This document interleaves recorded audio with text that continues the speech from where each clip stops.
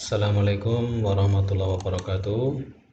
Para siswa sekalian, selamat bertemu kembali dengan pembelajaran daring pada hari ini. Oke, kita lanjutkan pertemuan pada hari ini dengan materi gaya magnetik atau gaya Lorentz. Gaya magnetik adalah gaya yang muncul pada kawat berarus atau pada muatan yang bergerak karena adanya medan magnetik. Atau dengan kata lain, gaya magnetik adalah gaya yang muncul pada kawat berarus atau pada muatan yang bergerak yang berada dalam medan magnetik. Gaya ini sering disebut dengan gaya Lorentz. Penerapan gaya magnetik itu biasanya pada alat ukur listrik, ampermeter, voltmeter, galvanometer, juga motor listrik. Gaya magnetik atau gaya Lorentz dapat muncul di 3 tempat. Dapat kita jumpai di 3 tempat. Yang pertama yaitu pada kawat berarus listrik berada dalam medan magnetik. Yang kedua yaitu gaya Lorentz pada muatan yang bergerak berada dalam medan magnetik. Dan yang ketiga, gaya Lorentz dapat muncul pada 2 kawat lurus sejajar berarus listrik dan berdekatan. Nah, pada sesi hari ini kita hanya akan membahas yang pertama, yaitu gaya magnetik karena kawat berarus listrik berada dalam medan magnetik. Nah, sekarang untuk mengamati itu kita perhatikan video-video berikut. Ya, jadi ini supaya gaya magnetik dapat diamati, maka kawat berarus tadi saya ganti dengan elemen foil. Ya, ini sebenarnya kawat, sebab kalau menggunakan kawat itu sulit untuk diamati. Ya, jadi elemen foil ini akan dialiri arus dari bawah ke atas. Di sini berhubungan dengan kutub positif baterai, yang ini berhubungan dengan kutub negatif baterai, sehingga ketika saklar dihidupkan arus mengalir ke atas melalui elemen foil. Sementara elemen foil berada di antara 2 kutub magnet, yang ini kutub utara, yang sebelah sana kutub selatan. Sebagaimana yang kita tahu kemarin, medan magnet itu berasal dari kutub utara dan menuju ke kutub selatan. Jadi dalam hal magnet ini medannya adalah ke sana, ya, menuju ke sana atau meninggalkan pengamat, meninggalkan kita gitu. Nah, apa yang terjadi kalau kawat ini atau elemen ini dialiri arus ke atas sementara medan magnetnya ke sana? Kita lihat. Kita perhatikan kalau arah arusnya ke atas,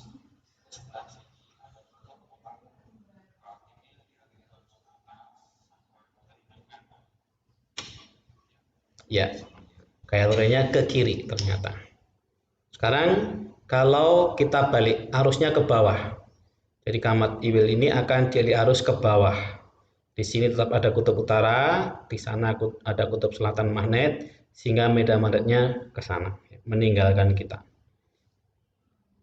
Kita perhatikan ketika kawat iwil dialiri arus ke bawah,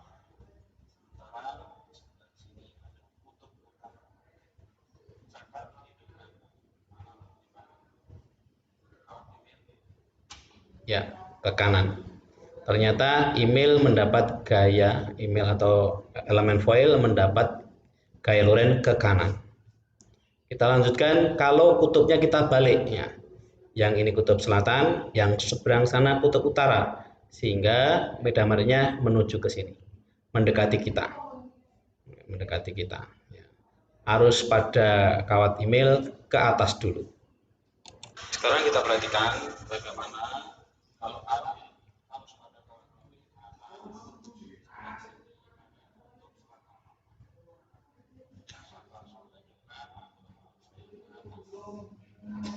ya, gaya Lorentz-nya ke kanan ternyata. Sekarang kalau kita balik arah arusnya ke bawah, arusnya ini ke bawah, di sini ada kutub selatan. Sekarang bagaimana kalau di sebelah sini ada kutub selatan magnet,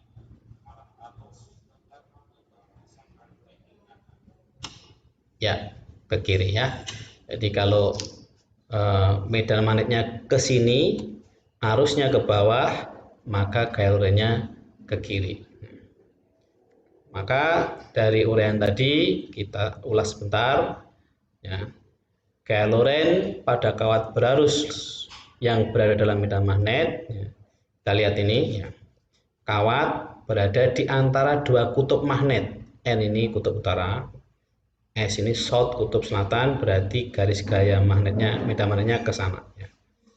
Kalau misalnya kawatnya tidak dialiri arus atau arusnya nol, maka kawatnya lurus ya, tidak bengkok, tidak mendapat gaya. Tanda silang ini artinya medan magnetnya masuk bidang gambar. Jadi kalau ini kita buat bidang gambar, maka di bidang gambar itu akan ada medan magnet yang tandanya silang, masuk bidang gambar, yaitu dari sini ke sana. Nah, kalau arusnya ke atas, maka medannya silang, maka gaya lorentnya ke kiri. Kalau arusnya ke bawah, medannya tetap silang, maka gaya lorentnya ke kanan. Seperti itu tadi ya. Sekarang kita lanjutkan faktor-faktor yang mempengaruhi besar kecilnya gaya magnetik atau gaya lorent. Apa saja faktor-faktor yang mempengaruhi besar kecilnya gaya lorent? Yang pertama, kekuatan magnet. Kekuatan magnet.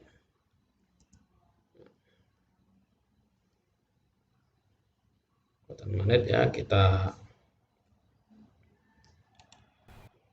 ya, bagaimana pengaruh kekuatan magnet terhadap besar gaya lorent? Jika kekuatan magnet dirubah, yang pertama magnetnya lemah ini. Ya, ada gaya, tidak kelihatan. Yang kedua magnetnya sedang. Ya, ternyata lebih kelihatan. Yang ketiga magnetnya kuat. Ya, ternyata kalau magnetnya kuat, maka gaya lorentnya juga semakin besar. Itu semakin besar kekuatan magnet, gaya lorent juga semakin besar. Berarti sebanding dengan kuat medan magnetik. Yang kedua, faktor yang mempengaruhi yang kedua adalah kuat arus. Kita lihat bagaimana pengaruh kuat arus. Bagaimana pengaruh kuat arus terhadap gaya lorent. Bagaimana jika kuat arusnya membesar? Kita lihat di video, di belakang sana ada ampere meter yang jarumnya makin besar. Angka jarumnya makin besar, ternyata kawat makin melengkung juga. Nah, ya gitu. Jadi makin besar arusnya, kawat makin melengkung. Artinya kuat arus makin besar, gaya lorent juga makin besar. Faktor kedua adalah kuat arus. Berarti besar gaya lorent sebanding dengan kuat arus. Yang ketiga adalah panjang kawat. Jadi panjang kawat yang berada dalam medan magnet, apakah ada pengaruhnya? Kita lihat panjang kawat. Bagaimana pengaruh panjang kawat terhadap gaya lorent? Jika panjang kawat dirubah, ya ini kawatnya 6 cm, kita masukkan magnet, ada gaya tapi kurang kelihatan ya. Kawatnya melengkung ya. Kita perbesar menjadi 9 cm emailnya ya, kawat email naik lumayan kelihatan ya. Sekarang kita perbesar lagi ya, kalau 12 cm ya, 12 cm ya. Bagaimana kawat email kalau ya 12 cm ya, naiknya lebih besar ya.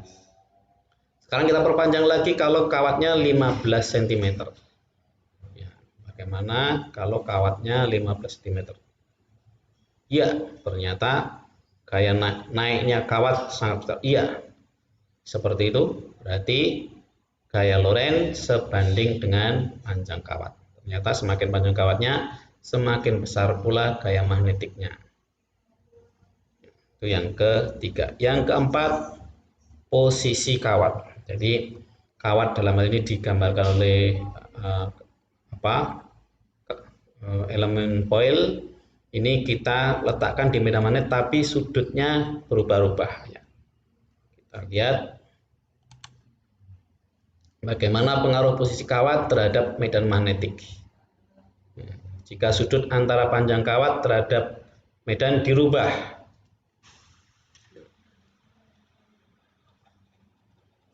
ya, ini kawatnya berarus, ini tegak lurus, ya. Saya ulangi, ini posisi kawat,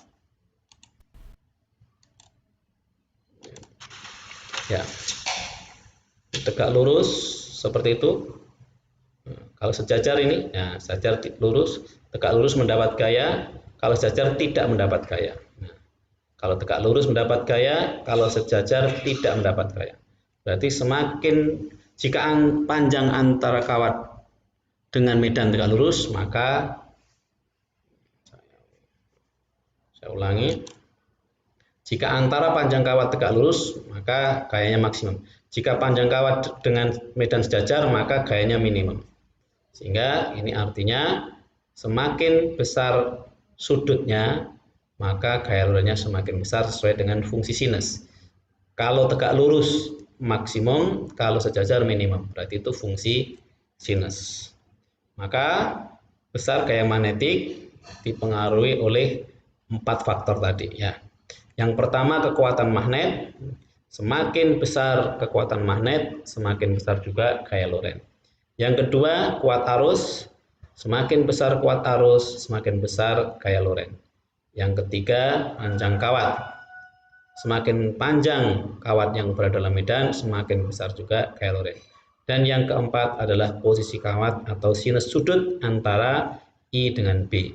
Semakin besar sudut antara B dan I, maka semakin besar juga gaya Lorentz. Nah, semuanya ini sebanding. Berarti besarnya gaya Lorentz dipengaruhi oleh 4 faktor, sebanding dengan B, sebanding dengan I, sebanding dengan L, dan sebanding dengan sin theta. Sehingga persamaan gaya Lorentz F sama dengan BIL sin theta atau sin alfa. Nah, sekarang gaya Lorentz pada kawat berarus listrik dapat digambarkan dengan kaidah tangan kanan. Jika ibu jari menunjukkan arah arus, 4 jari menunjukkan arah medan, maka telapak tangan kanan menghadap, itulah arah gaya Lorentz.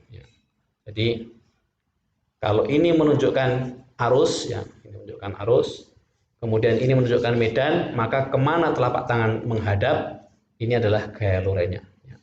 Jadi kalau ini I, ini B, gaya Lorentz-nya ke sana. Nah, kalau ini I, ini B, galonnya ke sana, dan seterusnya. Kalau ini I, ini B, galonnya ke sana.